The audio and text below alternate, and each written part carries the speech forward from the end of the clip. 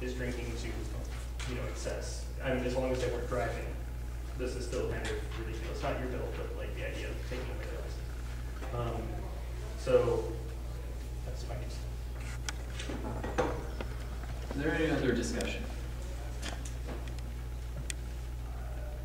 Anybody else wishing to speak on government bill number 10?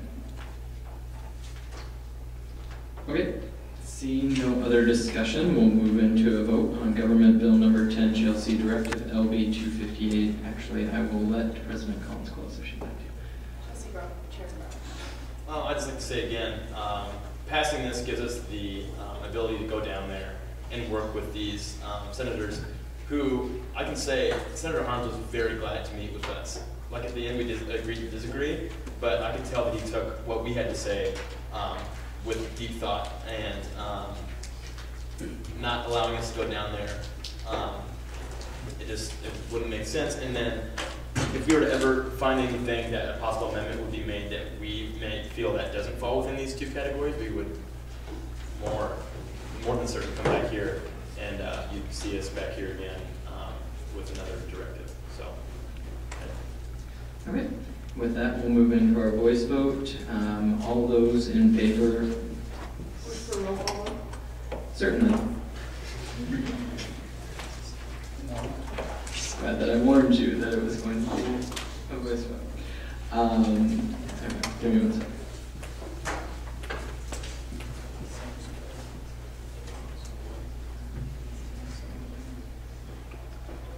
Not that this matters to anybody here, but this is my last roll call sheet of paper, so no more.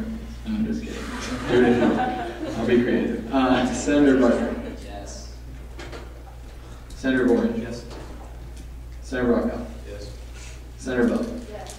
Senator Deering. No. Senator Ager. No. Senator Fennell. Yes. Senator Fetty. Yes. Senator Garcia. Senator Green. Senator Jagels. Senator Jurgensen. Senator Kelly. Yes. Senator Mostek. Yes. Senator Painter. Yes. Senator Peterson. Yes. Senator Post. Senator Reddy. Yes. Senator Rocker. Yes. Senator Solomon. Senator Schultz. Yes. Senator Shulhonik. Yes. Senator Smith. Senator Solomon. Yes. Senator Steele. No. Senator Tiedemann. Yes. Senator Wallace. Abstain. Senator White. Yes.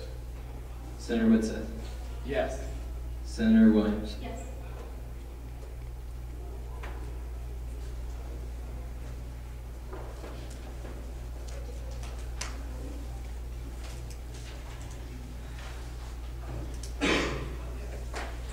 All right, 22 to 3 to 2, the motion passes.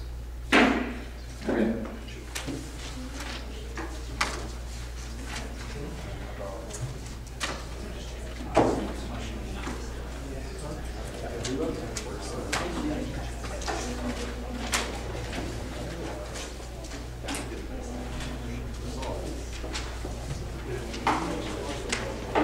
No fear, we will do 2 more roll calls. Just kidding.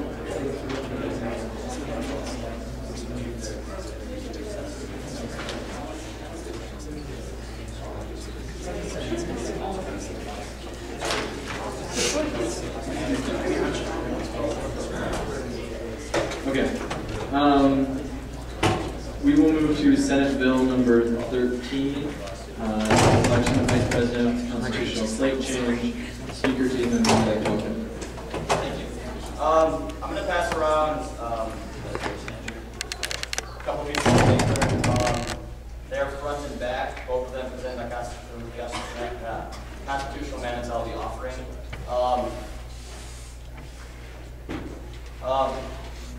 That's the ballot language I'll be proposing if this were to pass tonight. The first constitutional amendment I'm proposing in regards to vice presidents. As you're hopefully all aware, the external vice president is elected separately from the president and internal vice president, which, for whatever reason, I can't know the history behind why that was done, but there are instances, and there have been some close calls, where the executive branch could be split. In my opinion, I think that's problematic. I think that a cohesive executive branch is very beneficiary. I think that splitting that can cause a lot of significant problems, especially when you consider the separation of powers that exists between the three execs, having their own distinct tasks. I think that that could cause more of a problem with an inconsistent message that gets delivered. And I think a consistent messaging is always important. And so I think that avoiding risking that would be problematic. I've also included that in practice, they essentially they're all included the names together typically. And I think when a group loses a candidate due to signatures, I think it creates an extra burden on a campaign. They have to get 2 separate signature sheets for one vice president and then president and interim vice president. When that happens, if you lose a candidate due to signatures, I think that puts your campaign at a huge disadvantage. And in this case, I think it would create more cohesiveness and avoid that from happening. So that's the reason behind that. Are there any questions? Senator Williams. In light of the students voting against this very same proposal last year, I guess I was wondering why we're bringing it up again. Yeah, that's actually a great question. And I was going to touch on that. I already did that. Thank you. Last year, the vote on this was 1,567 students in favor, 1,142 opposed.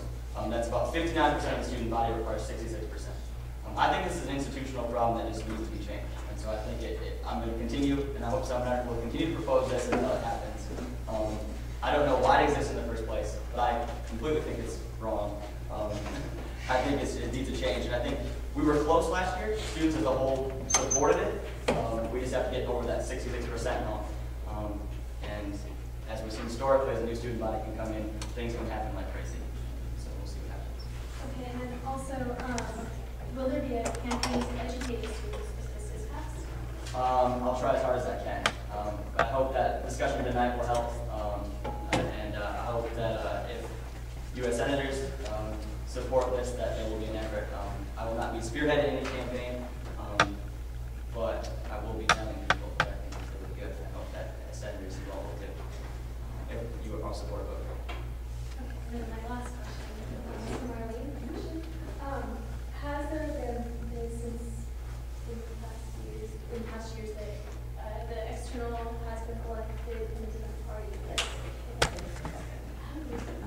Probably about a good 7 or 8 years ago, but it is very hard. It's hard for an individual to, well, it depends on the year, but there's always kind of a roadblock, I guess.